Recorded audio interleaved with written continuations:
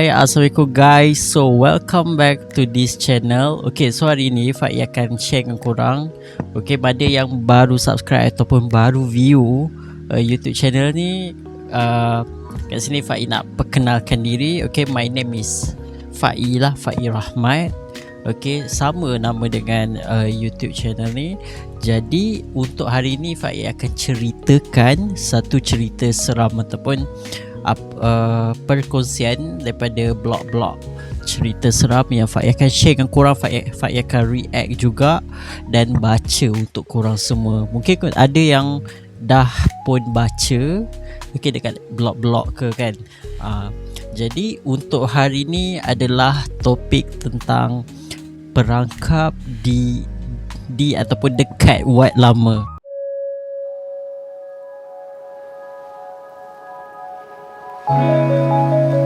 Jadi kita akan mulakan. Perkongsian dia berbunyi, salam buat semua pembaca setia. Aku terpanggil untuk berkongsi satu pengalaman yang sudah tersimpan rapi dalam ingatan selama hampir 15 tahun. Waktu tu aku masih seorang pelajar tingkatan 6 yang gigih mengejar cita-cita. Aku mengikuti kelas tambahan intensif di sebuah pusat pembelajaran yang terletak dalam kawasan kampus universiti tertua dan paling ikonik di lembah pantai. Disebabkan kelas agak tamat, aku dan sekumpulan rakan seramai 6 orang, 5 perempuan dan seorang laki-laki sering menggunakan jalan pintas melalui sebuah hospital besar yang merupakan juga sebahagian daripada fasiliti universiti tersebut. Kisah ni bermula pada satu petang Sabtu yang mendung. Jam sudah menunjukkan pukul 6.45 petang, menghampiri waktu maghrib. Jadi kami jalan tergesa-gesa melalui blok-blok bangunan yang nampak agak kusam. Salah satu laluan wajib yang kami lewati adalah kawasan unit forensik yang menempatkan bilik mayat. Oh my god, bilik mayat. I really scared to read more. Okay, kita continue.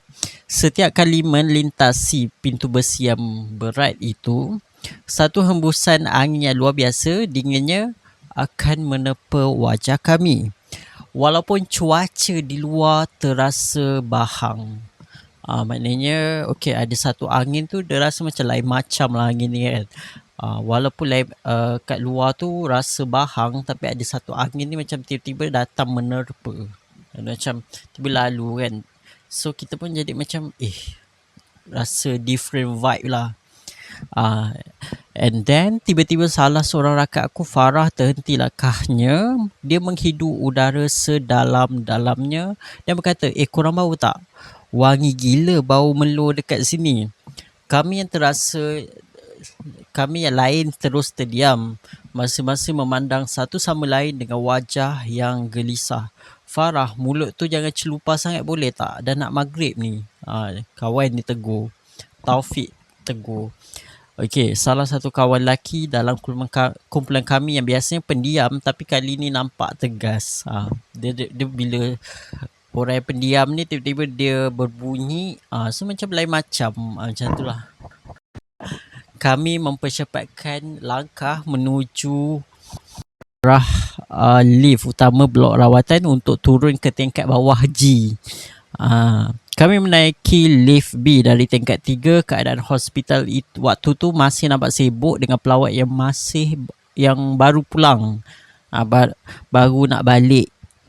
Apabila pintu lift tertutup, ada beberapa orang awam yang lain turut serta yang maknanya dalam lift tu ada berapa lah orang awam yang naik sekali. Di tingkat 2 semua orang keluar kecuali kami berenam. Pintu lift tertutup rapat. Tiba-tiba ting, lampu dalam lift ni berkelip-kelip dan kabin lift bergegar seolah-olah dilanggar sesuatu yang berat dari atas. Jadi apa tu? Aku memegang pemegang besi dengan kuat, jantung aku berdegup kencang sehingga aku dapat mendengarnya di telinga sendiri. Aku memandang panel nombor di atas pintu. Angka itu tidak turun keji. Sebaliknya ia naik dengan kelajuan yang tidak masuk akal. 4, 7, 9, 11. Lift tu berhenti mengejut di tingkat paling atas. Yang kami tahu ia adalah wad simpanan rekod atau store yang dah lama tak digunakan. Jadi pintu lift ni terbuka perlahan di hadapan kami ada sebuah koridor yang sangat panjang, malap dan berbau hapak. Suasananya begitu suram sehinggakan cahaya lampu Kalimantan berkelip-kelip di hujung koridor dan nampak seperti babak dalam filem seram. Taufik dengan keberanian yang luar biasa menjenguk kepalanya keluar, kosong tak ada sesiapa. Bisiknya, dia segera menekan butang tutup berkali-kali. Oh my god. By the way kan, Faiz pernah tau experience lift tu berhenti dekat tingkat yang kita nak pergi pun. Faiz pun pernah tau. Jadi kita teruskan lift tu seolah-olah mempunyai keinginan sendiri. Dia turun ke tingkat 8 dan pintu terbuka lagi. Dekat situlah kami melihat kawasan yang sedang dalam pengubahsuaian peralatan pembinaan bersepah dengan kanvas hitam menutup sebahagian dinding. Melambai-lambai ditiup angin entah dari mana, sunyi yang amat sangat sehingga bunyi titisan pipe yang bocor pun kedengaran dengan jelas. Lift bergerak lagi. Kali ini ia berhenti di tingkat 6. Pintu terbuka dan kali ini ada tetamu seorang wanita tua berpakaian serba hitam membongkok sambil memegang tongkat kayu yang hujungnya berukir aneh. Berdiri statik di hadapan lift. Wajahnya terlindung oleh rambut putih yang nipis. Dia tidak bergerak masuk, hanya berdiri di situ. Kami semua kaku, tidak berani bernafas. Taufik sekali lagi bertindak pantas menekan butang G tanpa henti. Sehinggalah pintu tertutup rapat. Apabila lift akhirnya sampai di tingkat bawah dan terbuka, kami berenam meluru keluar seperti dikejar hantu. Kami tidak lagi menoleh ke belakang, terus berlari menuju ke pintu pagar utama hospital. Sebaik saja kaki mencecah jalan besar yang diterangi lampu jalan dan hiruk pikuk kenderaan. Barulah kami berhenti untuk menarik nafas. Tanya Farah dengan suara menggigil. Korang perasan tak nenek tadi tu? Dia tak ada bayang Will kat lantai hospital yang berkilat tu. Kami semua terdiam.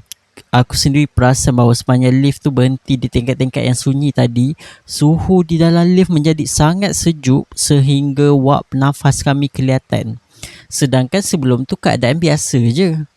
Taufik kemudian menambah, bukan tu je. Masa lift tu berhenti dekat tingkat construction tadi tu, aku nampak ada kelibat hitam duduk mencangkung atas bumbung lift dari celah lubang kecil dekat siling. Maknanya nampak something tengah mencangkung, macam dia kata macam ada kelibat hitam dari celah lubang kat siling. Kan siling kan kadang ada berlubang. Bangunan yang tengah construction ni dia akan ada macam satu siling tu macam ada lubang. Jadi mungkin kat situ dia nampak.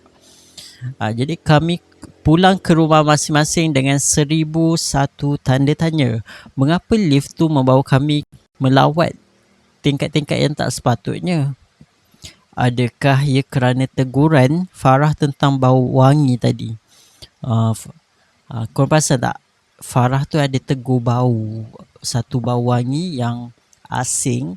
Dia ada tegur, jadi dekat situ mungkin sebab itulah dia tegur. Dan ke-6 student ni dia kena kacau. Dia tak terus turun ke G. Dia berhenti kat level by level. Ada 7th floor macam tu. Faiz sendirilah experience juga benda tu. Tapi tak tahulah kan.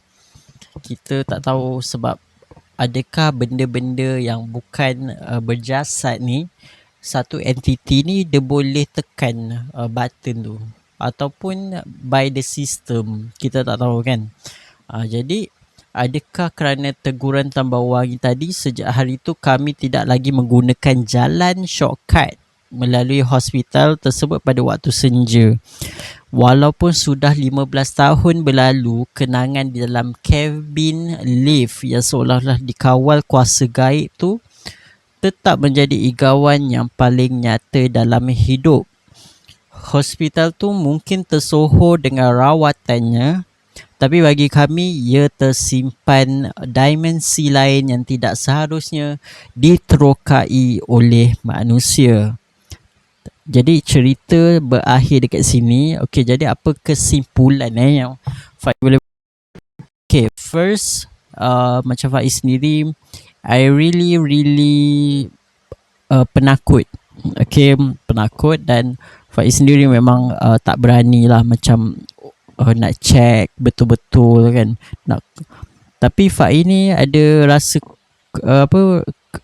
nak tahu, rasa keinginan untuk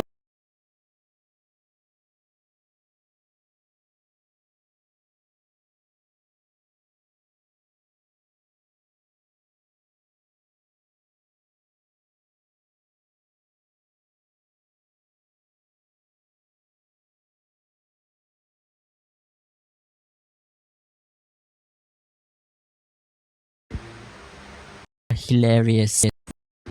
Dia macam menakutkan lah, very seram. Jadi itulah yang boleh dikongsikan untuk video kali ni.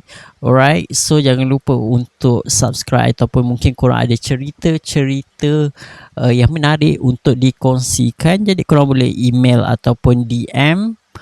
Make sure panjang lah, macam cerita ni ada berapa perenggan banyak weh. Dah ada 1, 2, 3, 4, 5, 6, 7, 8, 9, 10, 11, 12. Ada 12 perenggan.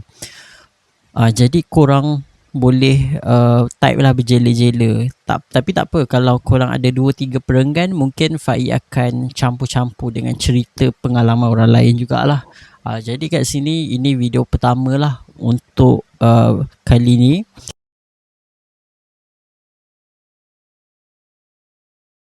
Sampai ke hujung video ni. Jadi apa-apa kita akan berbalik dan kita menambah baik lagi kualiti video ataupun visual untuk YouTube kali ni Jadi apa-apa, thank you so much guys. Okay, thank you. Okay, jumpa lagi. Jumpa soon insyaAllah. Bye.